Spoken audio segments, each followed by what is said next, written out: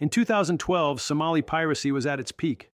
Over the preceding 7 years, pirates operating from the Somali coast had seized hundreds of vessels, held thousands of crew members hostage, and extracted hundreds of millions of dollars in ransom payments from shipping companies around the world. The response was one of the largest coordinated international naval operations since the Second World War. Warships from the European Union, NATO, the United States, China, India, Russia, and a dozen other nations patrolling simultaneously in the Gulf of Aden and the Western Indian Ocean. Private armed security detachments became standard on virtually every vessel transiting the region.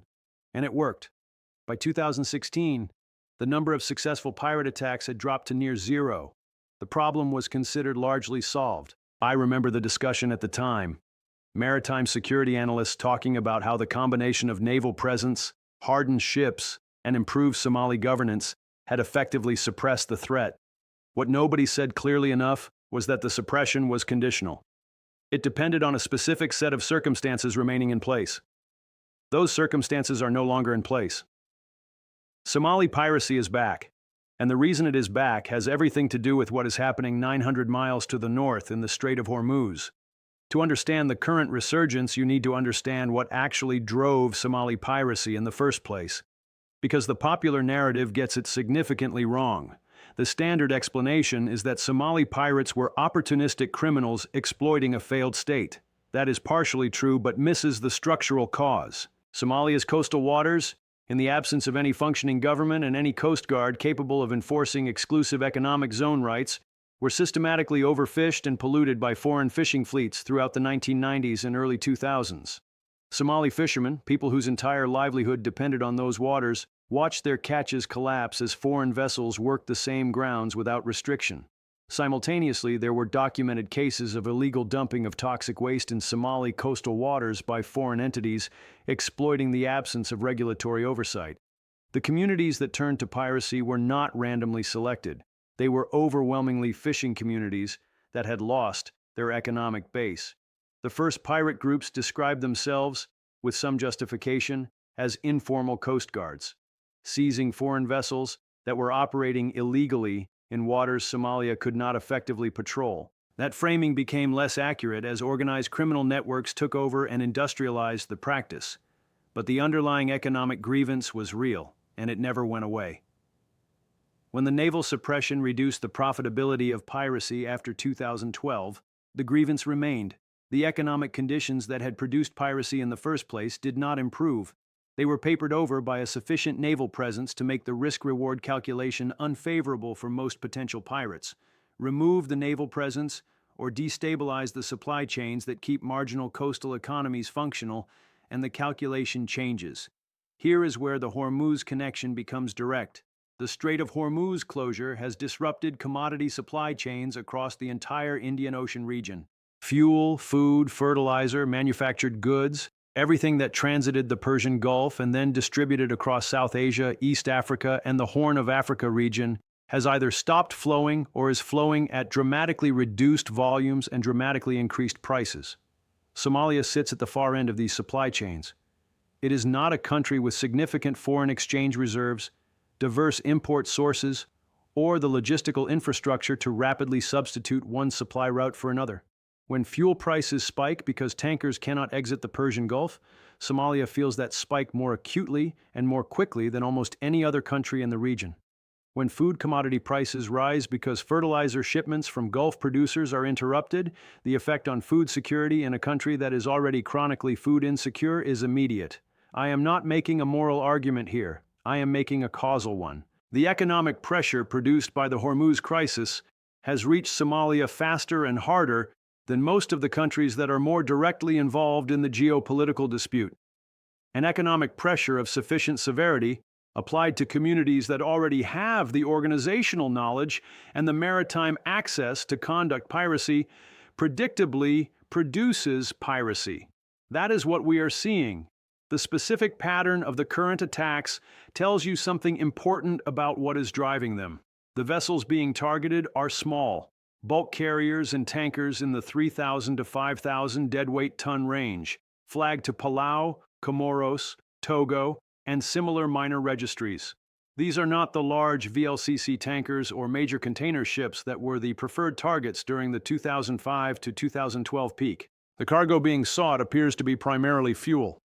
The attacks on small tankers in particular suggest that the pirates' immediate objective is to bring petroleum products into Somalia, rather than to extract large ransom payments from major shipping companies. This is a different economic model from the peak piracy period. Then the goal was to seize a high-value vessel, hold it and its crew for months, and negotiate a ransom payment that could reach tens of millions of dollars. That model required sophisticated organizational infrastructure, secure holding locations, legal representation in negotiations, and the financial capacity to sustain an extended operation. What we are seeing now looks more like opportunistic seizure of small vessels for their cargo, fuel, and commodities, rather than the industrialized hostage-taking of the earlier period. Whether it escalates to the earlier model depends on how long the underlying economic pressure continues and whether the organizational capacity to run larger operations rebuilds itself over time. The naval response picture is complicated. During the peak piracy years, the international naval presence in the Gulf of Aden was sustained and coordinated through several overlapping frameworks: EU Operation Atalanta, NATO Operation Ocean Shield, the Combined Maritime Forces CTF 151, and independent national deployments by China, India, Russia, and others. That presence was maintained at significant cost over years and was the primary factor in the suppression of piracy after 2012. Right now, the naval assets that would normally be available for counter-piracy operations in the Western Indian Ocean are heavily committed elsewhere. The Hormuz crisis has drawn significant U.S. naval resources, destroyers, aircraft, support vessels, into the Persian Gulf and the Gulf of Oman. The Red Sea remains an active operational environment following the Houthi attack campaign of 2024 and 2025. European navies that contribute to Operation Atalanta are managing competing demands from NATO commitments and their own regional priorities. The practical result is that the counter-piracy patrol presence in the Gulf of Aden and the Somali Basin is thinner than it has been at any point since the peak suppression years. The Joint Maritime Information Center has raised the threat level for the Somali coast to severe, the highest category on its scale. The Pirate Action Group, which is the official term for organized pirate formations, and I will note that whoever invented that acronym deserves some credit for the unintentional entertainment value, is assessed as active across the Somali coast and the Somali Basin, with incidents reported as far as 500 nautical miles east of the Somali coast. That eastern extension is significant. It suggests operational reach that goes beyond coastal opportunism and into the open Indian Ocean, which requires more capable vessels and more sophisticated navigation than simple coastal raiding. The flag state composition of the vessels being targeted is another layer of this problem. The ships seized most recently are flagged to Palau, Comoros, and Togo. These are minor open registries, flag of convenient states with limited resources and limited political leverage to compel an international response on behalf of their flagged vessels. A Palauan-flagged ship seized by Somali pirates does not have the same political weight as a British-flagged or American-flagged vessel in the same situation.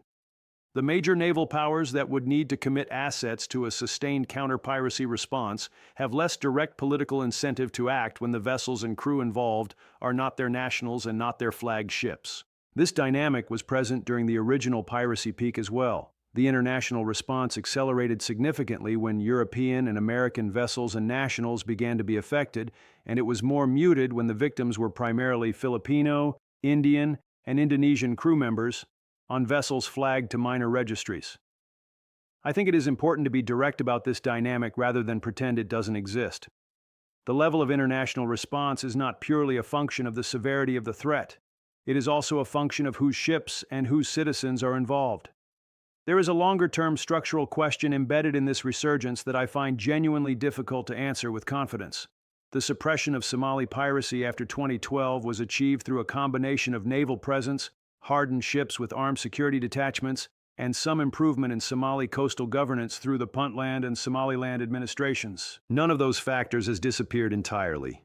But the naval presence has thinned, the economic conditions driving the incentive to piracy have worsened sharply, and Somalia is currently experiencing its own internal political stress, a civil conflict between the federal government and regional administrations that is absorbing whatever governance capacity exists. The question is whether this resurgence stabilizes at the current level of small vessel opportunistic seizures, or whether the organizational infrastructure for larger-scale operations rebuilds itself over a period of months. I don't think anyone can answer that with confidence right now. What I can say is that the conditions for escalation are present in a way they were not 2 years ago, and the naval capacity to suppress escalation if it occurs is more constrained than it has been since the original peak. So when I look at the Somali piracy resurgence in the context of the Hormuz crisis, what I see is not a coincidence and not a conspiracy. I see a predictable downstream consequence of a major supply chain disruption reaching the most economically vulnerable parts of the regional system. The communities that are turning back to piracy are not doing so because they have a strategic relationship with Iran or because they are coordinating with the IRGC.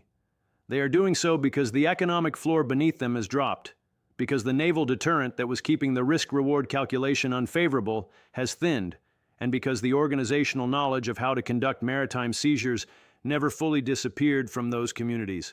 That combination, economic pressure, reduced deterrence, retained capability, is the standard recipe for piracy resurgence in any historical period. We have seen it before, and we are seeing it again. The solution, as it was before, is a combination of sustained naval presence and addressing the underlying economic conditions. The first of those is currently competing with higher priority commitments elsewhere in the Indian Ocean. The second has never been adequately addressed and is getting harder, not easier. As the Hormuz crisis continues in the meantime, the ships in the Somali Basin are on their own in a way they have not been for more than a decade.